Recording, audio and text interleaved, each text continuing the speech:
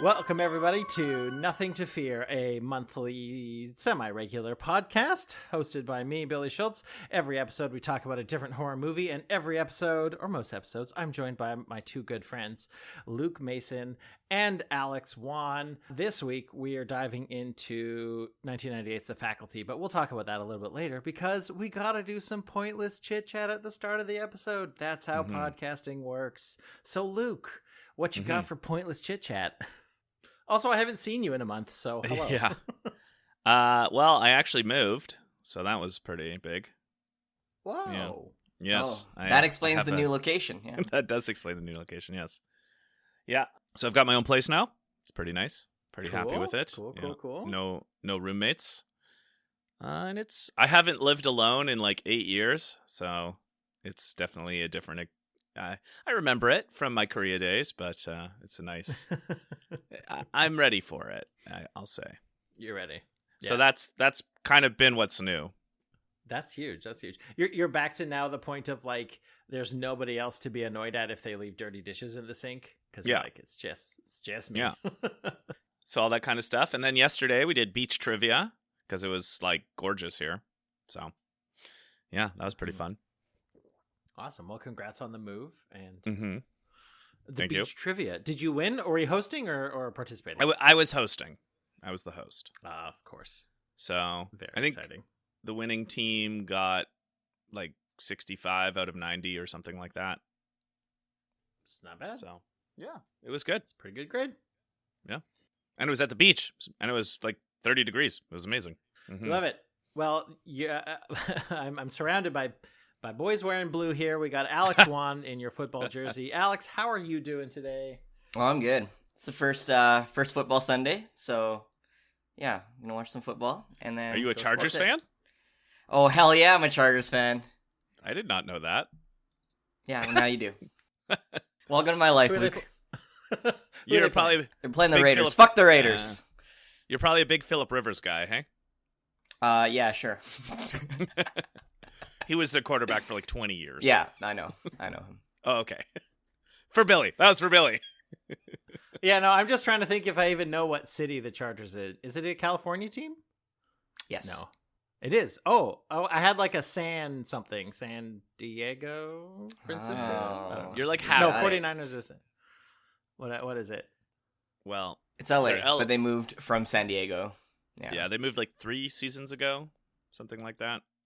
3 or 4. Their first So- season was in LA though, right? I think a long time ago, both they and the Rams were in LA, and then they both moved out of LA, and now they've both moved back to LA. Yeah. Gotta love that There you beach go. life. Amazing. I think they missed the playing at the- authenticity of the town. Must do. Yeah. It's big. It's a good town, LA. Yeah. City of Angels.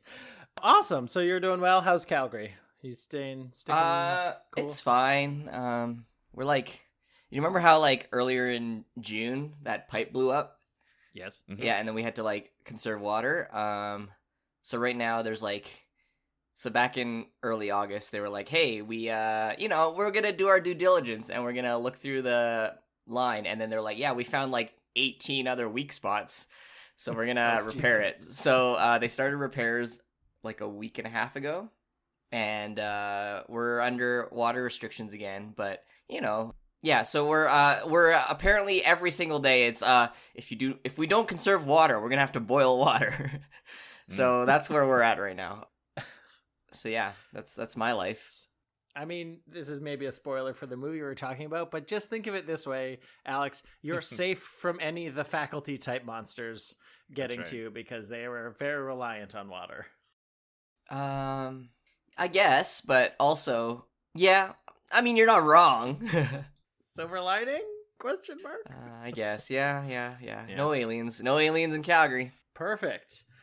It's gotten to fall here in Montreal, folks. It is officially cooling down. It's been rainy for like the last week and like low teen temperatures. So I am very much a fall person, and I couldn't be more excited about it. And otherwise, my life as well. Luke, you weren't here on the Friday the 13th episode that we recorded, but I have added to the little family here. We got a third cat. We adopted a little kitten about a month ago at the time of this recording.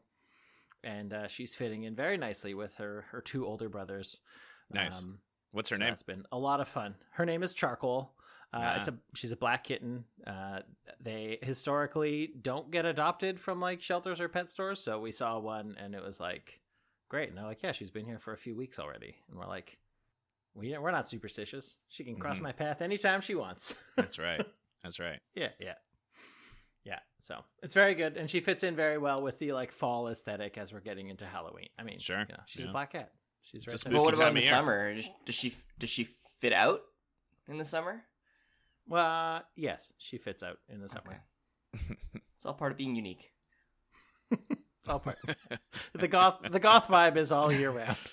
Yes. Yes. No, but she's very wonderful, and it's a lot of fun to have a little kitty cat running around again. But yeah, that's our check-ins. We did it, folks. The pointless chit chats are complete. We did it. So let's pointlessly chit chat about a movie from 1998. Luke, I think I picked this movie, but Yes. I only picked this movie because you sung its praises. Did I? I had never. Yes, I remember when we started the podcast like 4 years ago. At this point, you were saying like, I did something. I watched a movie without you, just on my own time, and it was The Faculty. And you're like, we got to do it sometime. And that's sort of like been in my head ever since. I've of course been on the internet, so I've seen memes and I've seen like lore of it. The Josh Hartnett haircut of it all is kind of legendary in like horror movie hairstyles, right up there with Courtney Cox from Scream 3. And so it's there's no party that I'll be afraid to come so late to, because this movie's 26 years old now, and we're getting to it. But yeah, The Faculty. So why don't we dive into it? Why don't we dive into the trailer and the synopsis? No more pencils, no more books, no more teachers' dirty looks. The students at Harrington High have always suspected their teachers were from another planet. Is this gonna be on the test? This is the test. This time, they're right.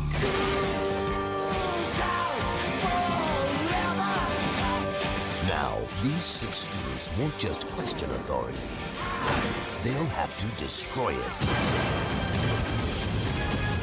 Critics are calling it hip and scary. A thrilling ride from beginning to end.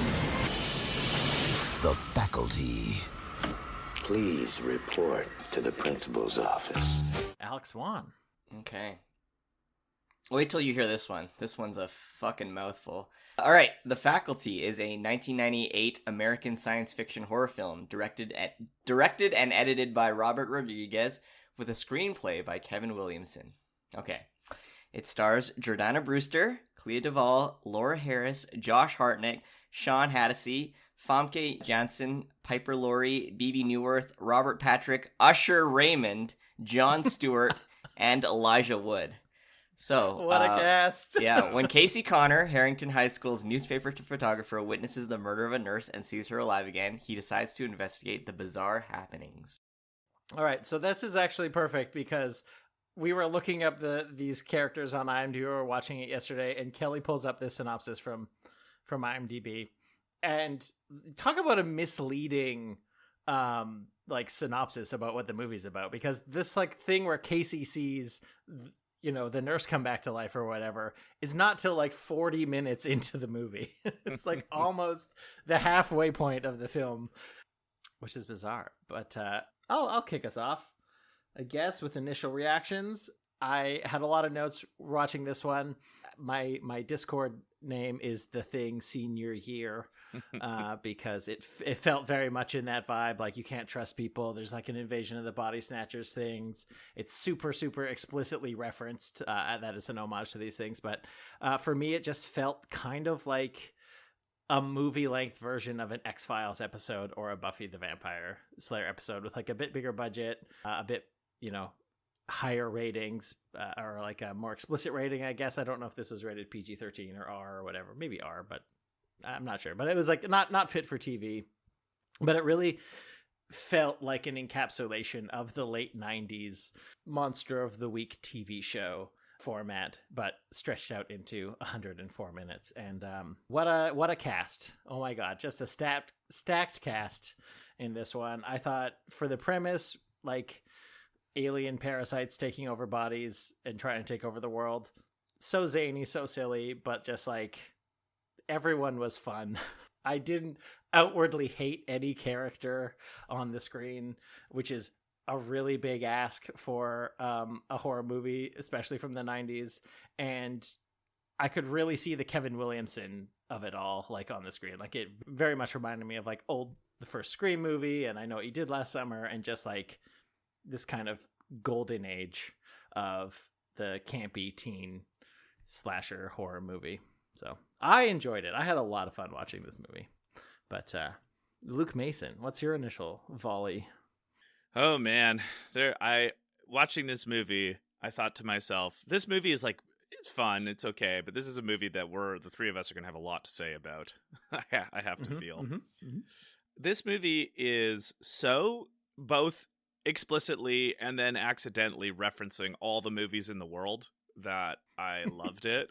I mean, because of the cast and because of what they've gone on to do post this movie felt like part Fast and Furious, part Lord of the Rings, part GoldenEye and X-Men, part like just because of all part Black Hawk Down / Pearl Harbor with Josh Hartnett, part like Jon Stewart is in this, like what Shooter McGavin, so part Happy Gilmore, like just every great kind of movie that all this cast has done is like kind of packed into this in some way, shape, or form. It's so leaning into high school stereotypes and archetypes that it's even like, again, they reference that, oh, you're the dweeby kid that, is in all of these things. Then there's like, so Robert Patrick, the guy who played the football coach, the T-1000, is the T-1000 in Terminator 2. And Casey's last name is Connors, is it not? It's Connor, And Jon Stewart's character's last name is Furlong, and Edward Furlong played John Connor in Terminator 2. So I didn't even put that together. This movie, like, written by the fact that it's written by Kevin Williamson, like it's just one level below the self-awareness of Scream. Like it's much more than most films and one level below. And because it's so self-aware in that way, like this movie it's so stupid, but it's fun. I enjoyed it both times I watched it. It had just a great soundtrack. It reminded me of this is one of those movies.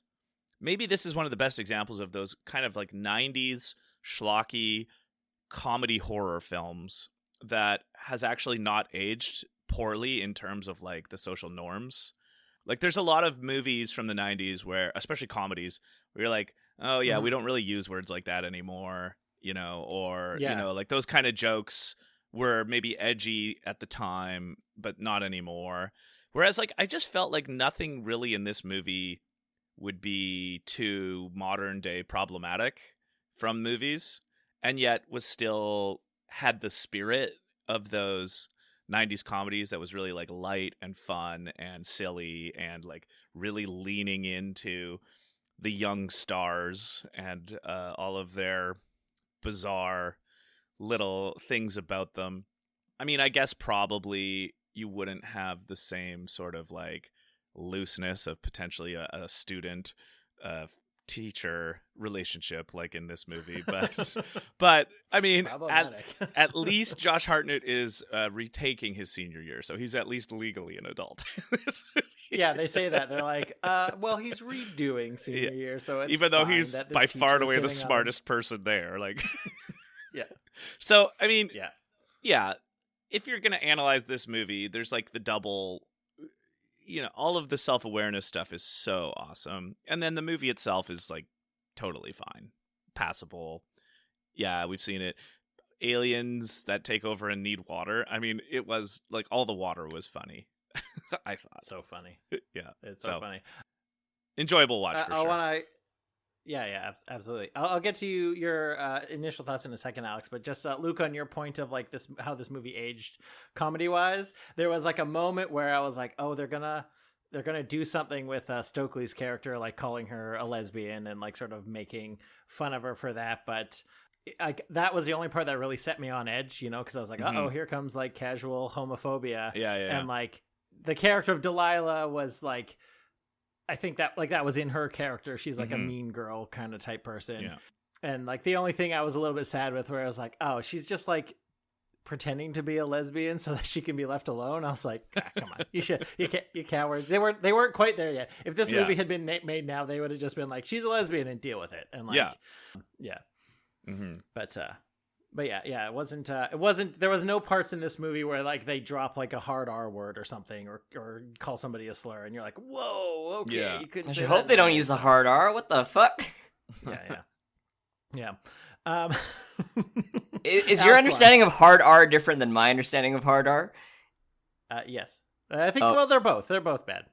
One ending a word and one starting a word. We'll say that. Oh, okay, you're thinking that word. Okay. Yeah. Because those are two very different things. They're very different Billy. things. I know they are. And hard R means very different things. Okay. All right. Alex won. Your thoughts? Hey, I'm unsure what you guys are talking about. Both say, I count to 3, both say your word at the same time. Okay, right. we'll say. Insert big cut here. Yeah. Let's go. Whoa, no. Alex. Sorry. Okay, Alex. What do you got? So, I don't know. This movie reminded me of like Breakfast Club a little bit. Yes. Mhm. And the thing is, I don't really like Breakfast Club. Sure. So I don't the think I lunch really club like this guy. movie. It was outside of the pointing at the screen and being like, oh my god, this person's so big now, or this person did this thing. I cared very little about this movie. I thought it was kind of boring. Nothing happened, and it was really slow. And yeah, it reminds me of everything I don't like about the Scream series. So okay, sure. yeah. So fair. yeah, not a huge fan, and was pretty bored for most of this movie. Well, that's okay. That's why I we found the have middle part podcast pretty to talk about boring. it. Definitely. I thought the part where they went back to Zeke's house and did all of that stuff was like, this is like 12 minutes too long. I think they could have cut a lot of that stuff. That was the point that reminded me the most of The Thing, is like very much kind of the lab with the blood test and the fire or whatever, where what's his name? I can't remember. I can't remember any of their names in The Thing, but like they do the test and he's like tied to the couch and everything. When they all have to like take drugs to prove they're not aliens. I was like, oh, I love this like coming out of the like early 90s, like winners don't do drugs, say no to drugs, kids. Big, like the message is like, hey, do drugs if it means you're not an alien. Because if you don't do drugs, then you might be an alien squid monster. Yeah. They're just caffeine pills. They're just Also, caffeine pills. Plus some why other couldn't stuff. they just put a little bit on their tongue and to see if it would shrivel them? Like, why did they have to get snorted? Like, it just... the whole dose? Yeah. It's crazy. Because then it, cuts down the supply and it makes it, makes it sort of tense for like, oh no, we don't have, the only thing that'll kill these monsters we ran out of. But yeah, I was just like, just take a bit. Just take a little bit. A little dab. Yeah. So my question to the two of you is, at what point in the movie did you realize that it was, what's her name, Mary Beth or Annabeth? I can't remember. Mary Beth? Mary Beth. At what point in the movie did you realize she was the bad guy? When they're at the house and they're like, what about Mary Beth? She just showed up 2 days ago, and it was so convenient that that's when everything started weird started happening. I was like, okay, it's her. I think I was confirmed at that point, but it was also like, a mirroring of like the new kid at the school plus this is like new kid alien.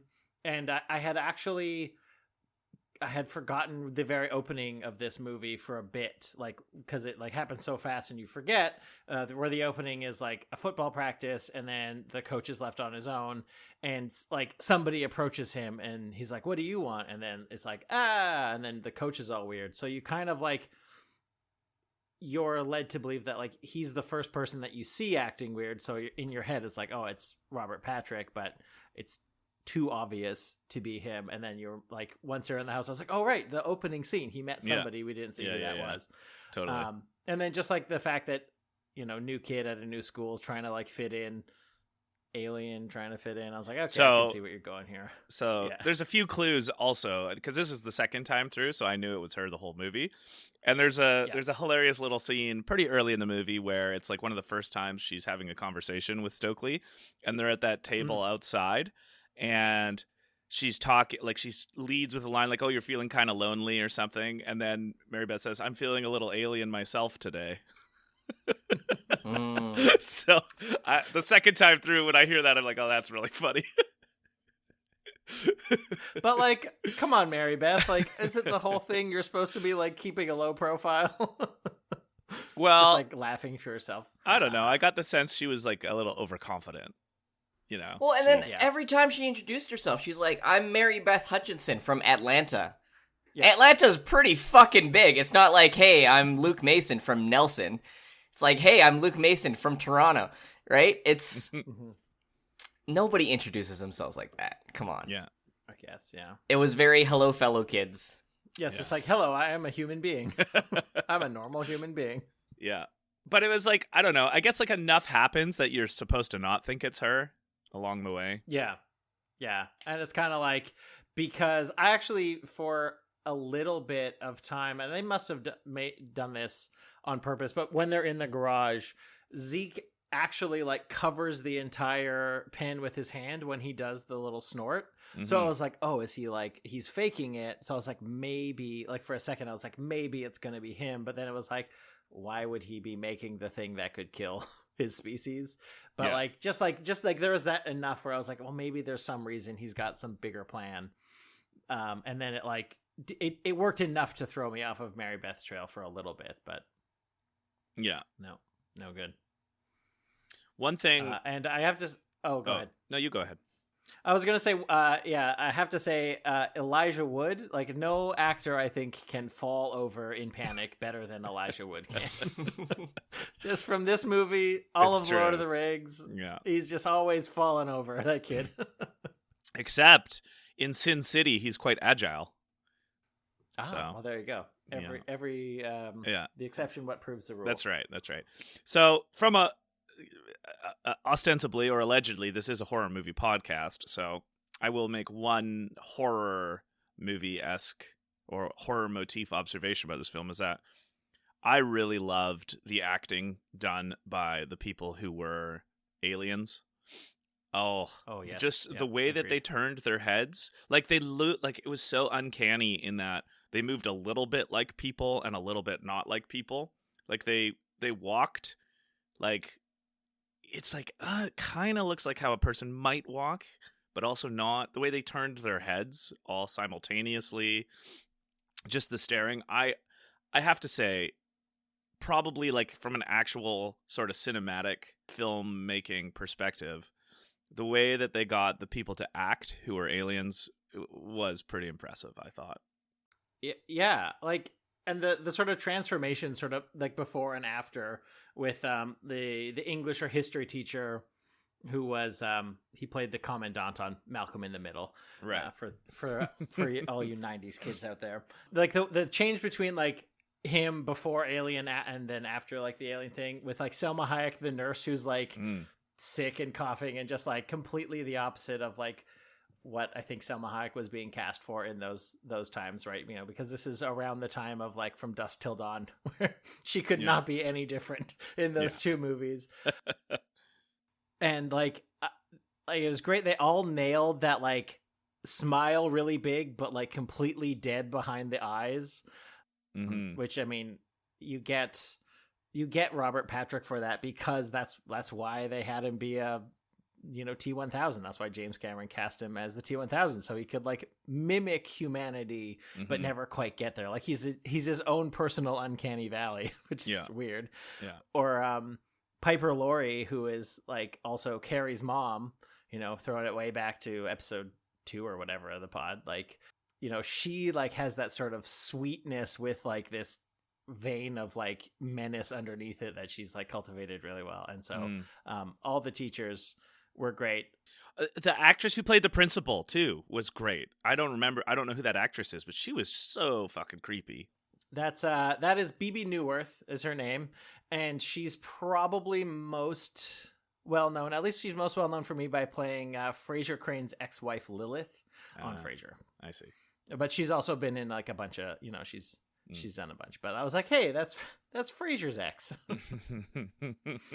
Yeah. Yeah. And she's like very like, severe, buttoned up, and really good. I don't know. I'm sorry you didn't like it, Alex, but I thought the the teachers were very fun. And it's just like, I remember reading a book in elementary school or something. I don't know if anybody else has these memories, but there was like a series of books called like My Teacher is an Alien or something, where like it's like elementary school kids and they find this like human face mask in the garbage, and it's because all the teachers are like, green skinned, like they kind of look like Rhodians from Star Wars. Yeah. I think, like without the mask on. And I was just like, oh, it's very like, hey kids, you ever think your teachers maybe aren't from like this planet or whatever? Yeah. It's like, you can't relate to these. They might as well be aliens. But what if they were? It's like, honestly, this movie is like Goosebumps for teenagers instead of preteens. This is such a goosebumpy type of plot and story, especially with the sort of like, I don't know if you remember those other shows from like the late 90s, early 2000s. There was like Freaky Links and obviously Are You Afraid of the Dark? And then there was this it was like an animated urban legends type of show. I can't remember what it was called, but it always starts like, this is true, it happened to a friend of mine kind of thing. So like all of these sort of he half goes to another school. half scary stories, half like, and the way this movie ended is so in the spirit of that, because it's just kind of like, the thing happened, they're rescued from the thing, but nobody knows about it, and the life just moves on. So it's kind of like all the adults are not privy, like the heroes save the day, but there's no aftermath, and it's just all like amorphous now. And so it like leaves the door open for like, and then it could happen again, or like, and there's it always could happen to you. Yeah, there's like these sort of low stakes cliffhangers to the end of those kind of stories. It's like Twilight Zone. Yeah. Kind of vibes. Yeah. And so, again, I am not going to say this movie revolutionized anything, but it did pay a lot of really delicious homage. It did. And one character I want to talk about a little bit more is the character of Stan, the jock, captain of the football team, good at every sport he's ever tried, and the amount of like shit he gets from everybody because he wants to like gasp or learn and do better as like a person and like a student is just like, it's so funny to me, because in any other movie he would just be the jock who's good at everything. He's gonna ride on his like bona fides on the football field, and having him be like, no, I actually want to earn the grades I'm gonna earn, without people just being like, oh, you get a free ride. I was like, I did not expect to see that in he deserved that D. He deserved that D. Give him that D. And I was legitimately sad when he was turned. I was like, oh no, Stan, I was really pulling for you. I will say, like, to take this movie at face value for 1 second, I found it a little bit implausible how easily the aliens were defeated from getting to their would-be prey. Like, a closed door, and they're just hooped. Like, they can't, they're like, not only are they limited by, like, physical blockades like humans are, but they're like limited by the most basic forms of those blockades, like, oh, a locked door, I don't know how to do this, I'm just gonna go chill with everybody else. Like, what? Where are you going? Why are you just quitting? Not that I'm an alien, I'm gonna run away and not attack you. What? Yeah, considering like the movie starts with when the principal gets like attacked by Coach. I don't know what his name was, so I just wrote him as Coach Football. Yeah. Which I assume his name is. he has obviously gone to the trouble of like chaining and locking all the doors to the school to trap her in there to be like scary. And then later on, Elijah Wood is just like, he boops like a folding chair across some of it and is like, that's got him. Yeah, I can't get out now. Clearly works. It clearly works. And another thing is, this is the type of movie where it's like, they need to have a reason why the aliens are doing it. And the characters need to figure that out, but they do it in a way where they're like, it's like nothing, nothing, nothing. What if all the movies about aliens were actually real? And they're like, yeah, that's the answer. Yeah. We got it. Yeah. Like, we did it. We nailed it in one. It's just like, okay. Yeah, well, and that was the Scream element of it too. It's like, okay, Stokely, you know all about the sci-fi. What happens in the movies? Well, they do this and this and this, and it's like exactly the whole thing of this movie. Cool. We're doing it. It was in theory, though. Yeah, in theory. Oh, yeah, in theory. Yeah. Like, if you were an alien force who was going to infiltrate planet Earth through your media and like get people ready for it, I would think that all the ways the heroes defeated the aliens in the movies would be deliberately erroneous, so that if you tried any of those things, it would backfire and you would just be stronger, you know? Well, yeah. This movie is a love letter to those movies, right? So it's kind of, it's fun. And I don't know, like, I loved that Jordana Brewster, Delilah, okay, she's going to go incognito, so she's going to put on glasses, change her hair a tiny bit, and wear like a slightly more, I don't know, less tight shirt. Yep, it's just like a baggier shirt. She's and totally now no one will recognize you at all. I was like, that's okay, like in you're still drop dead gorgeous, and very clearly Captain America Winter Soldier. It's like, yes, yeah. Hey, we got to go incognito. Let me put on a hat and some sunglasses and not wear my superhero suit, and no one will notice me, this 6'5", 280-pound guy walking through the mall. Yeah.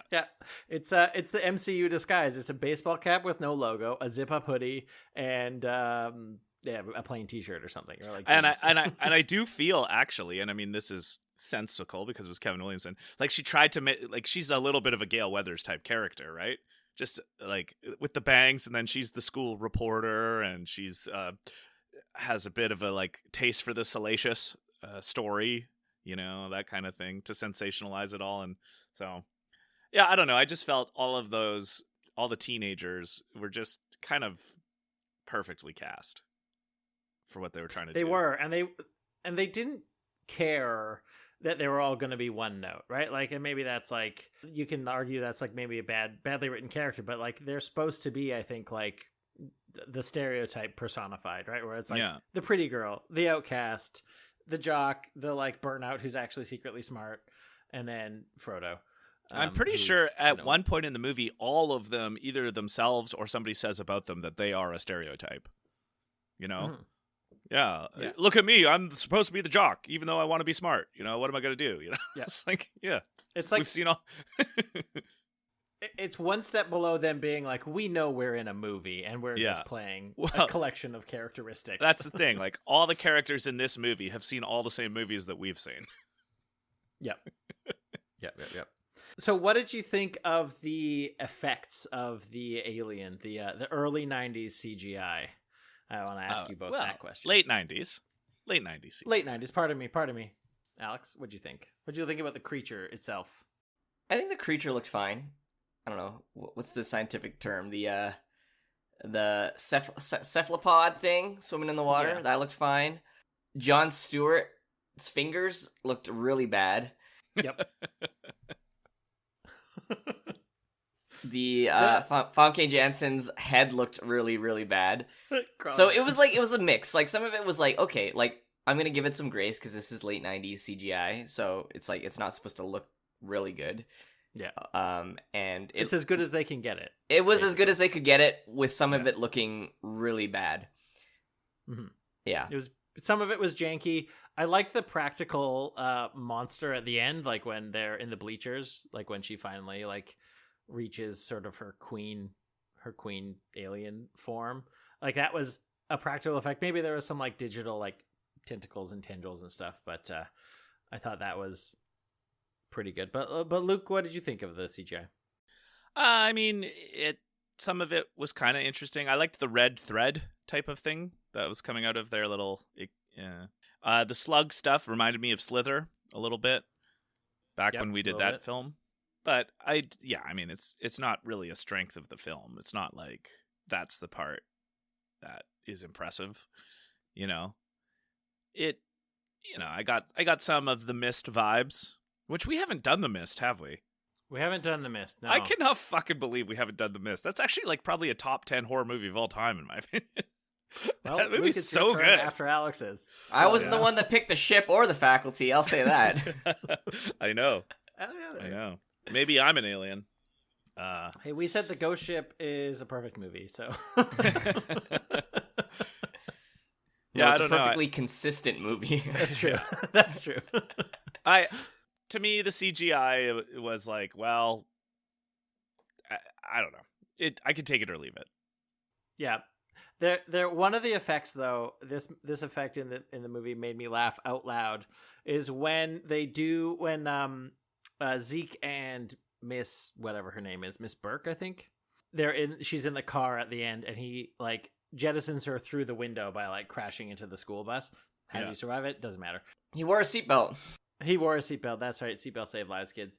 But it has got to be one of the funniest like mannequin/dummies dressed in an actor's costumes shots that I've seen in a movie in a very, very long time. I actually went back and watched it twice because like you see her like fly out the window and then it's just like a full like log of a mannequin being chucked onto the ground, and the way it bounces, you just see like the lips, like it's not a human body at all. And I was just like, oh, I love the practical effect. Like they really went for it, and they're like, it's not going to look perfect, but whatever. It was so funny.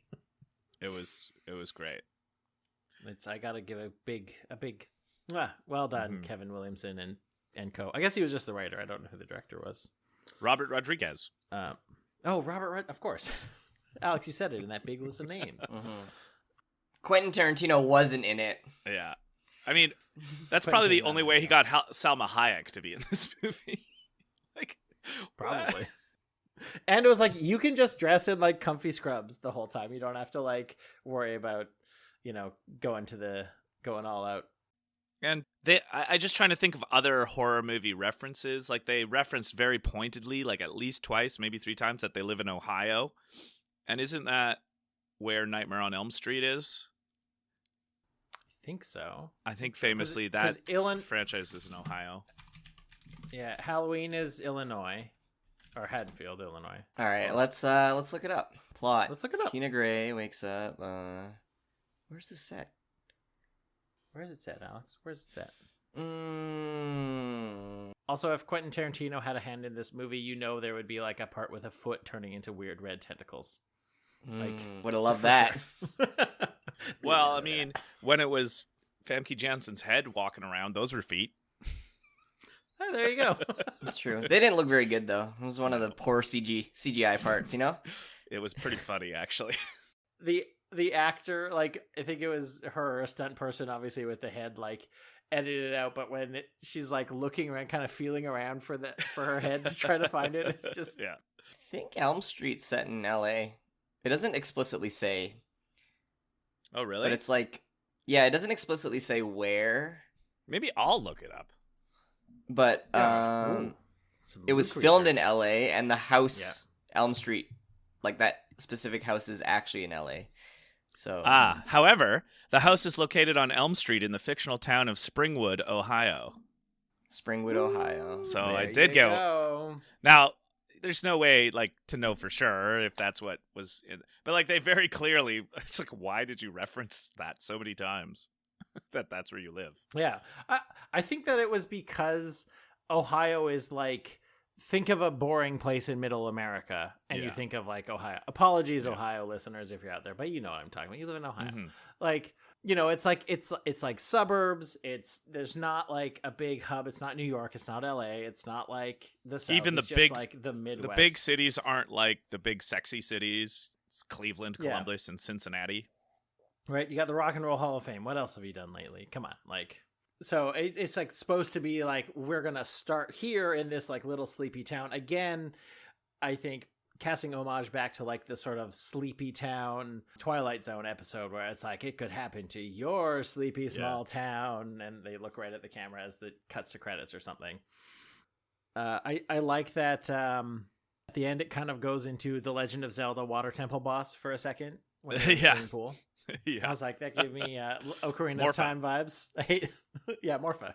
We gotta get Casey Elijah Wood a hook shot. That boss is actually really easy. If you have the hook shot, yeah. Yeah. Getting to that boss is really hard. That water temple gave me nightmares as a kid. Yeah. Oh my god. Months. First time I played that game with my friend Jordan, it was like 3 months to beat the water temple. Because you gotta remember, this was a pre-internet world. You couldn't just go and look it up. No. So, or you could, but it would have to be like on some sort of weird Usenet like chat server thing where it's like you can't just. And Google we were like 11, so we didn't really have just like any access anytime we wanted to the internet. Yeah. You didn't have a subscription to Nintendo Power? I had a I think he did, but nerd. But when Ocarina of Time first came out, they didn't just like immediately have a walkthrough guide in the magazine, right? That I think they waited a while because they knew that people would just use that right away. So I don't know if you can still do it, but I remember you could buy like I think it feels like they wouldn't print these out anymore, but you could buy like printed copies of walkthroughs that were like include maps, and it would be like all the secrets to beating Ocarina of Time, every heart piece, every golden sculptula. A better time. Simply a better time. 1998, man. 1998 was a great fucking year for video games, movies, and music. All of it was 12 years I think old. Human culture peaked in 1998 and 1999. Here's a little tangent. I was at work the other day and I was talking with a kid who's like, she's eagerly awaiting her 16th birthday so she can take her driving test, right? So it's in a couple months. And I was like, I remember when I was going for my driving test, it was like it was right when it changed from 1999 to 2000. And she went, whoa. It's just like, oh, no. Yeah. That's a long time ago, Billy. Yeah, we got some kids, like some of the staff at the youth center who are just starting grade 12.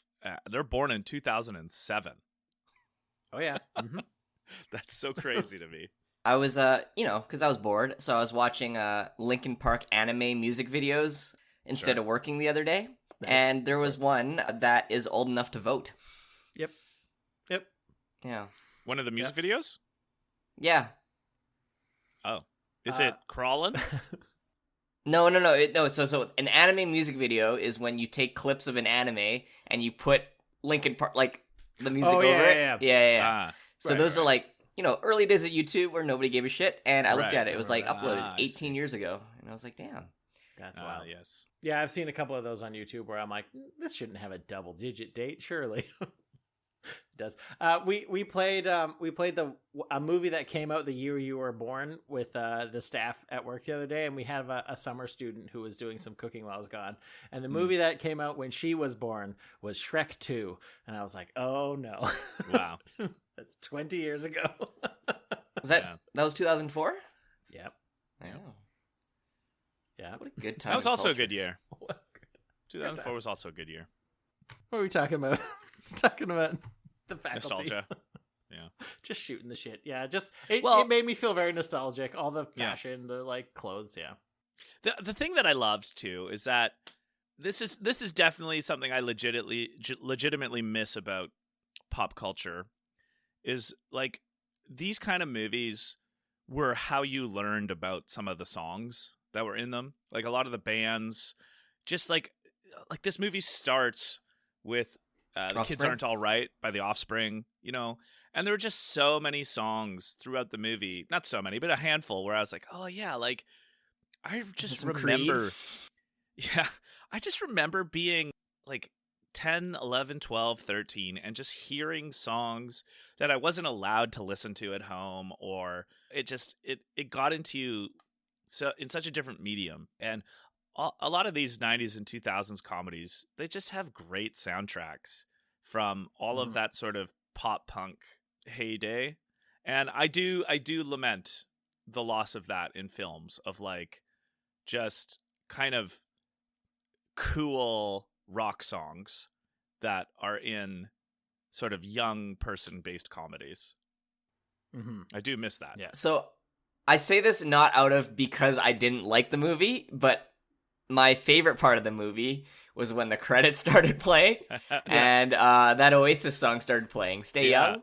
That song's a fucking banger. And then you know how it was like they had like the stills of each character in the movie, and it would like do a little clip of them and then it would pause and have their name. Yeah. I love those credits where you're like, those are so fun. That's who that person is, you know? Yeah. Yeah, that was my favorite part of the movie. And not because you hated not the movie. because I didn't like it, over. but because I was like I like this song and I like this credit style and I get to see who everybody is, which is you like get to see nice. all the actors. Yeah. Well, you have unwittingly alluded to half of my something to cheer section, Alex. So Okay. Well, I will tease the audience ever so mildly with that little tidbit. Yeah, this is a great soundtrack. I just pulled it up on Discogs.com. Yeah, we've got the Class of '99, Another Brick in the Wall. Mm-hmm.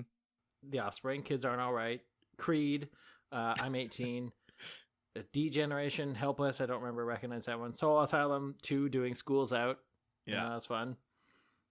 Garbage, did Medication, Stabbing West, Sheryl Crow, Oasis. Mm-hmm. Yeah. So good.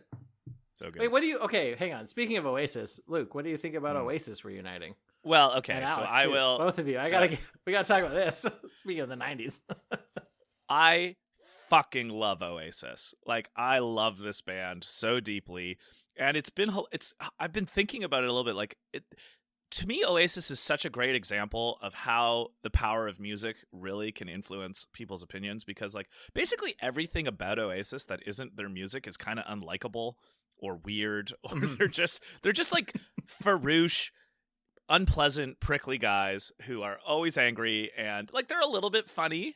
They can be funny, but they're mostly just like cocky and like leaning into that extreme Britishness, working class type of thing, which is again kind of fun. But I was just thinking, like, everything about these guys screams nobody should like them, and yet people are willing to pay thousands of pounds to see them in concert. And I'm like, you know why? Here's why. Because their songs are so fucking good, and they have so many songs that are so fucking good. They're the opposite band of a one-hit wonder. They're like a 40-hit wonder. I've been listening to their albums. I've just been like re-engaging with them again because of that news that they're reuniting.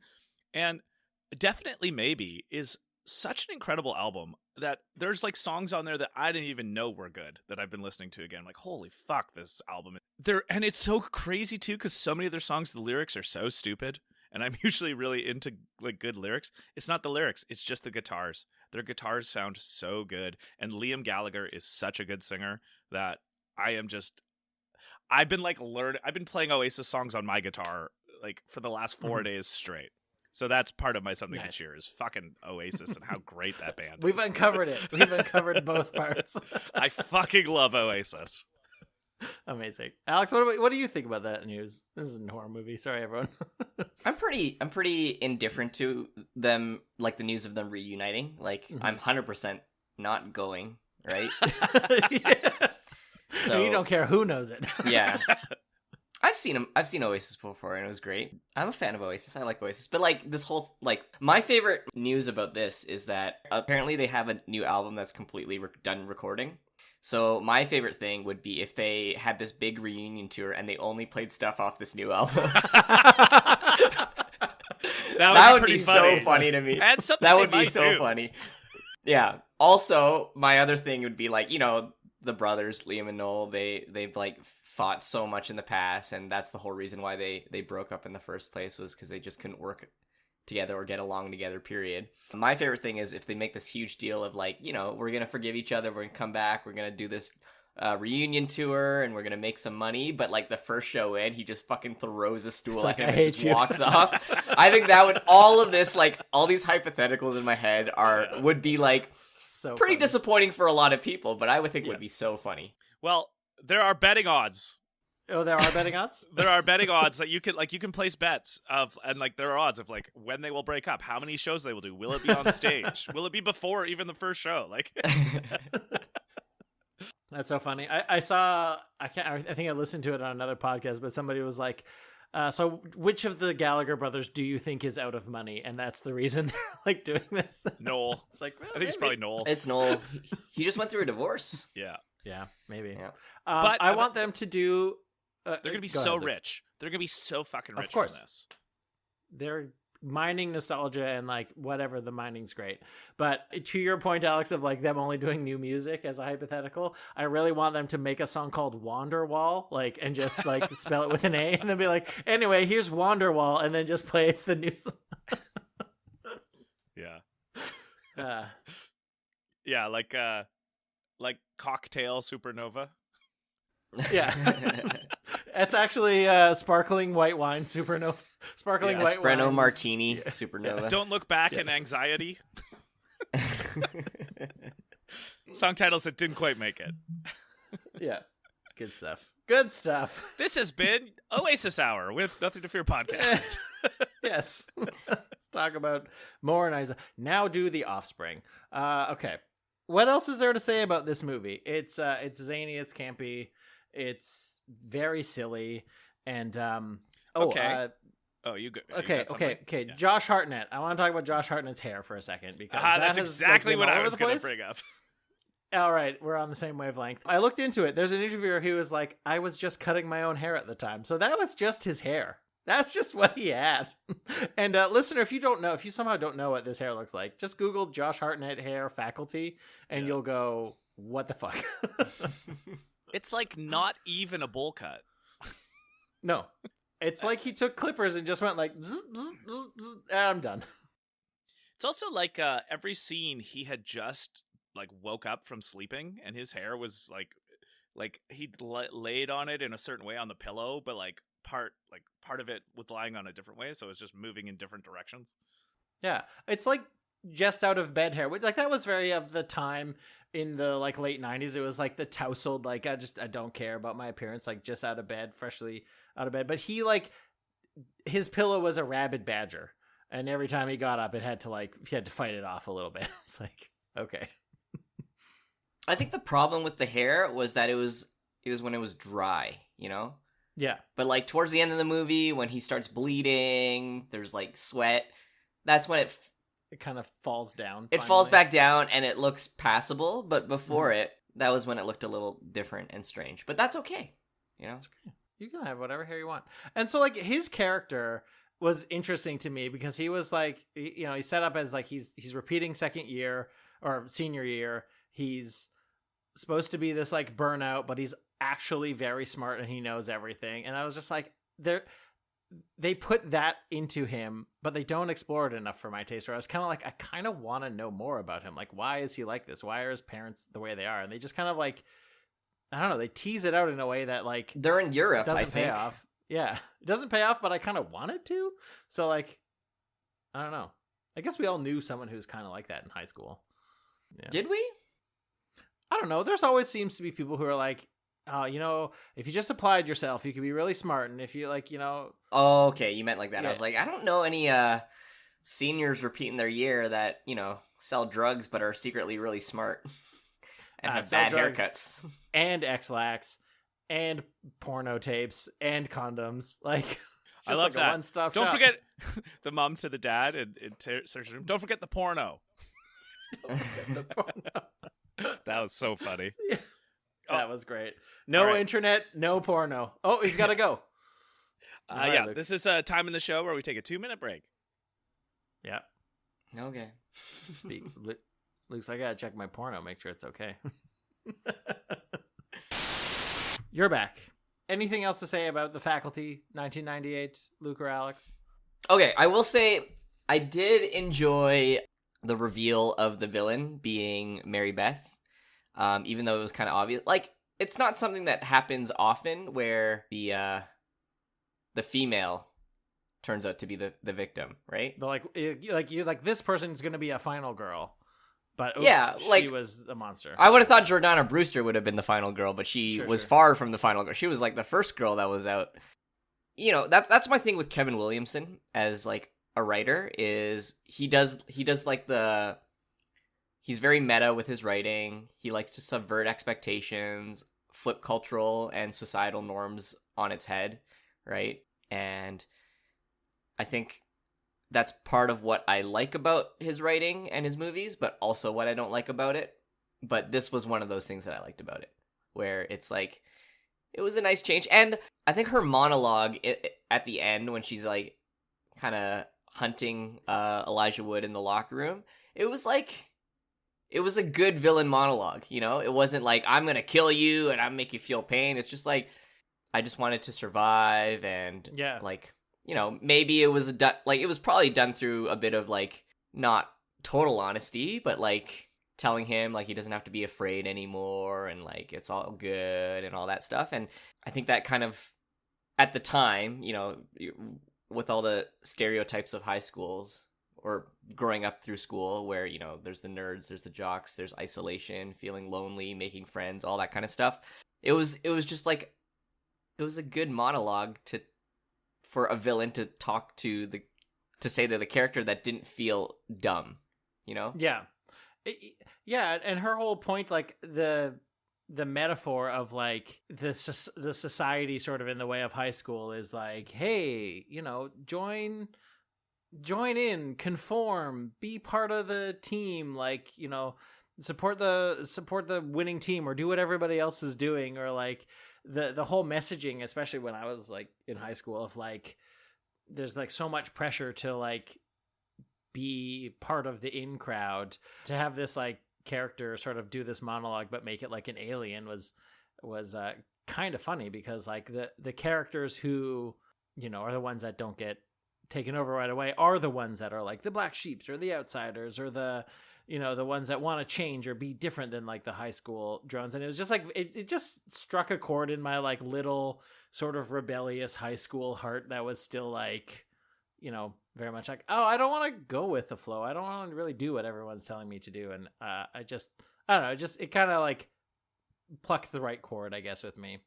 Where it was like the real bad guy was like blind conforming to the rest of the group or something. Mm-hmm. And so go along with what I'm telling you. Okay, thanks. Great. I concur. Yes. Thank goodness. Finally, part of the in group. Wholeheartedly. I did like the in the locker room when she was doing her monologue as well. Like, this is the point where she was naked, so we got our little nudity scene in the movie. Woo! Like, woohoo! I was like, there you go, Alex, you got your boobies, hooray! But boobies. I liked that they had the. I think it was an effect, or maybe it was not anything, but like there was this writhing mass of like tentacles in the shadow cast around her. Like, she was lit up, but like the shadow was like all these like wavy tentacles, and I was like, okay, yeah, like she looks like this, but somehow like her like real self is being projected in the shadow, and I was like, okay, that's kind of a cool shot. Very Medusa-esque, right? Very Medusa-esque. Yeah. I do. One other thing I'll say about the aliens, and I love how subtly they weave in this like reliance on water, with just like in one scene there's like a guy with a forklift of water, and then in another scene there's like a guy carrying a new like water cooler in, and then there's just like a whole truck that drives by full of like water cooler bottles. But the kids should have like realized when the entire football team and the coach were standing out in the rain. They're like, oh, did it work? Are they normal? And I was like, do you think they should be just standing all like rank and file? You think that looks normal to you? Yeah. Like, come on. It's tough. Yeah. It's a tough thing for them. It's tough. It's high school's tough. That's what we really learn. High school's tough. Yeah. But hey, do drugs or you might be an alien. I do like that the payoff is that drugs save everyone in this movie. Yep. You could just imagine, of all of the things in this movie in 1998, the sort of like evangelical hegemony looking at them, be like, hey, this movie is promoting drug use. It saves the day. It's like, wow. Clutching the pearls so hard. You guys are so good at missing the point. Yep. Yep. It's satanic. All right, then. let's move into the scariest part of the movie. For me, I think the scariest part of the movie is the old lady teacher in the shower when she like gets to Sam, or not Sam. What's his name? Stan. And I was like, this is giving the old lady from The Shining, the Room 237, like zombie monster thing that Jack Nicholson sees. And so I was like, there's another homage, but I thought that her makeup was really good. And then when the dummy like falls on Delilah in the closet, I was just like, oh, yuck. That's gross. So that's my scariest part. Mrs. Old Computer Teacher. Luke, you go next. I would say nothing in this movie is particularly scary, but the thing that probably made me jump the most the first time I saw it is Mary Beth's transformation at the end. It's pretty stark. Yeah, mine's the same as you in the shower scene with the old teacher, but more so when, Mrs. Brummel, that's what her name is. Yeah, when her scalp falls off and there's just wet hair on the ground of the shower. I mean, you know how I feel about Yeah, I know how you feel about long, wet hair that doesn't belong on someone's head or body. Yeah, it's true. I have to say, what did you think of the lab rat? There was one rat, but it was a white lab rat. Are those also a no for you? It wasn't as bad because it wasn't like, let's lift this thing, and then suddenly there's a bunch of them, right. One big scary one. It was like, yeah, it's a lab rat in a cage. It was kind of it was a little gross. Does the rat die? Yes. Yes, the rat does die. He just fully squishes it with his hand. Like, that's what the fuck, Zeke? Yeah, Zeke's kind of insane. Definitely insane. Just straight up like just shoots the teacher, Yeah. The principal, right? Yeah, he's got a lot going on. It's like the Simpsons episode, the Trios of Horror, where there's zombies and Homer like kills Flanders, and Lisa goes like, "Dad, you killed the zombie Flanders," and he goes, "He was a zombie." It's very funny.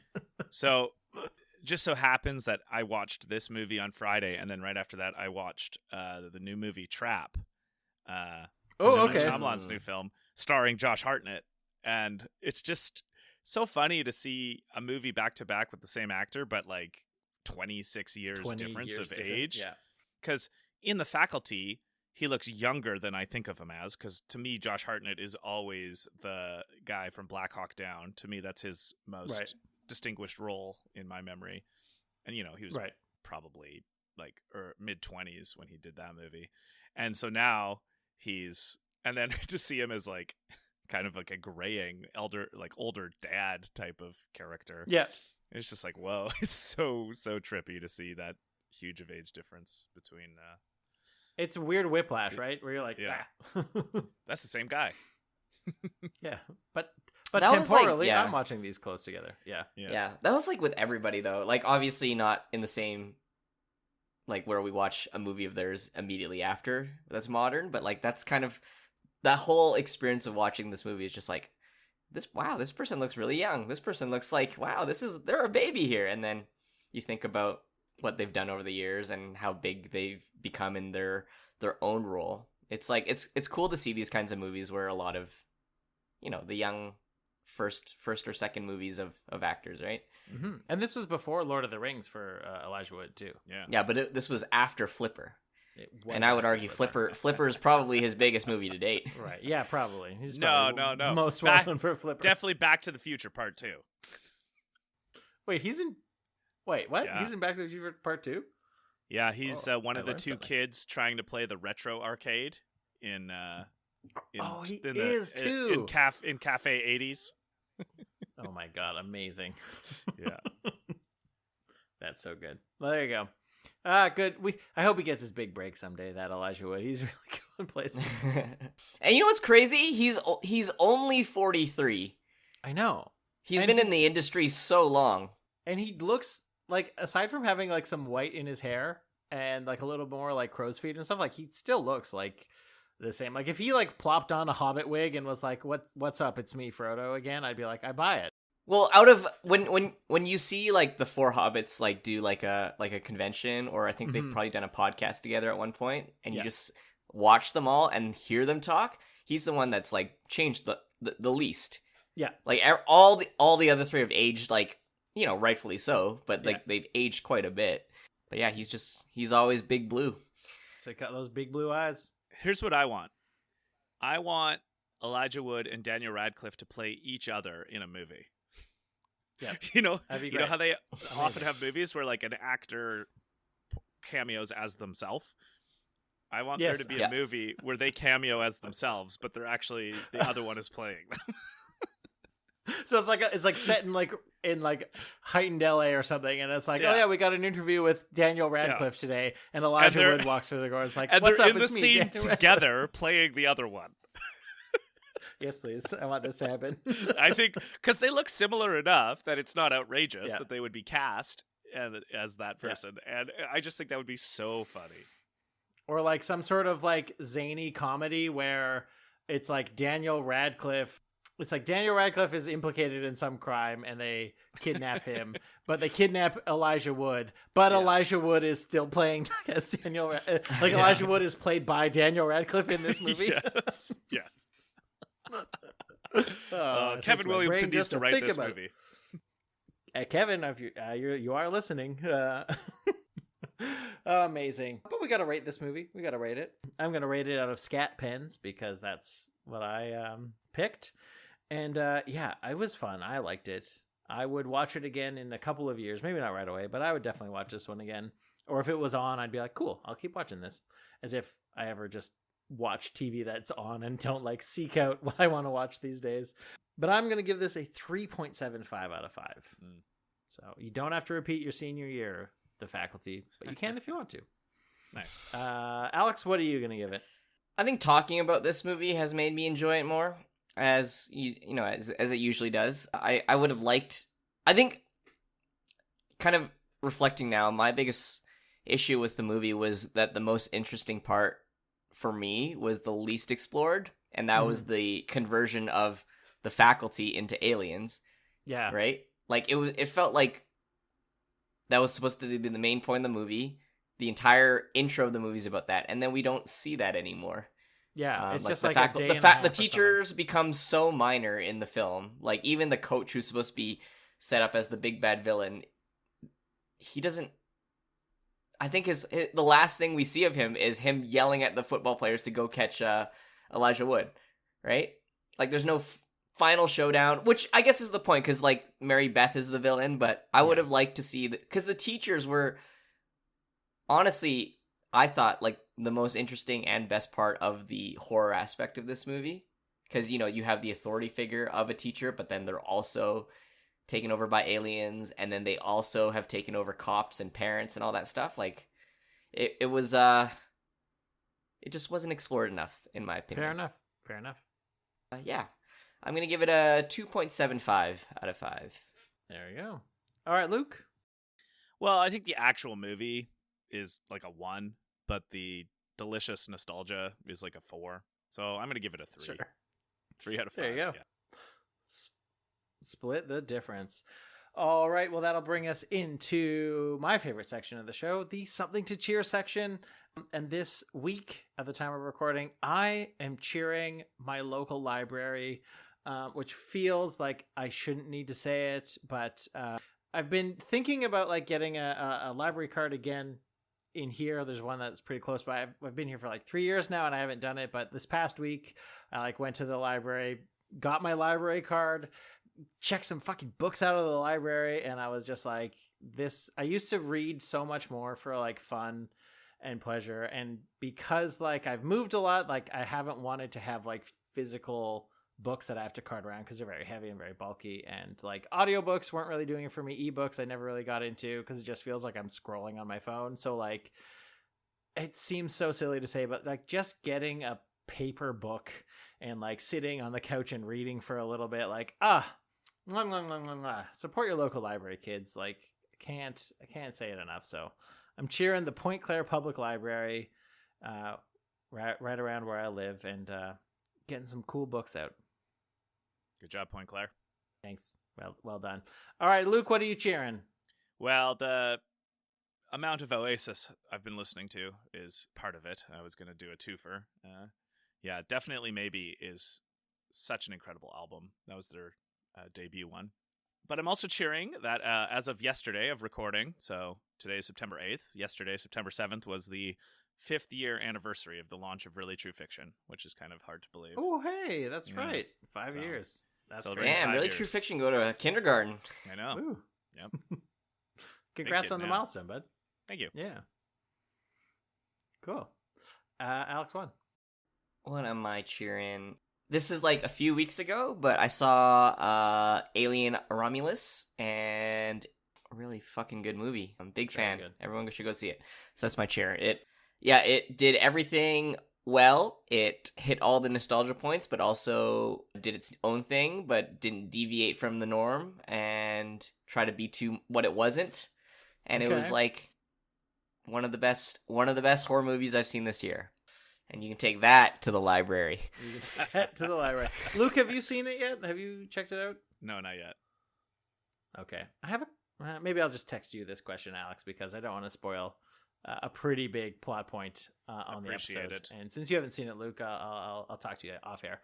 But yeah, so great cheers all around, and that'll do us for another month of regular Nothing to Fear episodes. Of course, you can listen to our back catalog, including, I guess most recently would have come out at the time of this recording, our Friday the 13th Part 6 episode with Danae and Alex on that.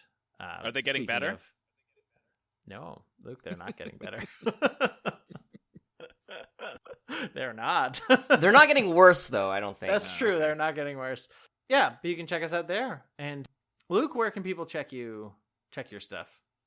Just internet. On the internet. Just check out Really True Fiction. Happy 5 years. Thank you. And Alex, you talked about. I talked about this on the Friday the 13th episode, but you've got.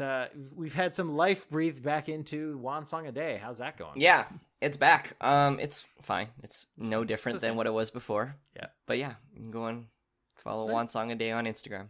Some good musical tracks, and look for exclusively new Oasis tracks when that album drops. My favorite. I love those new Oasis songs. Well- their new song for sure, possibly. I mean, nobody knows their last album anyway. They could just replay that and say it's a new one. What, Dig Out Your Soul? Yeah. All the bangers are on that album, Luke. Yes, well. Nice. Excellent. Well, while you're doing that, while you're all listening to Dig Out Your Soul, you can enjoy your day. I'd say follow us on Instagram, but I don't really post on there anymore because I don't like social media anymore. But thanks for listening, everybody, and we'll see you next month with another horror movie. But until then, I'll say goodbye. Luke, if you'd like to, you may say goodbye. I may say goodbye. Yeah, so excellent. And Alex, if you wish, please. Sure, yeah. Goodbye. Goodbye, everyone. Remember, folks, they're just movies. There's nothing to fear.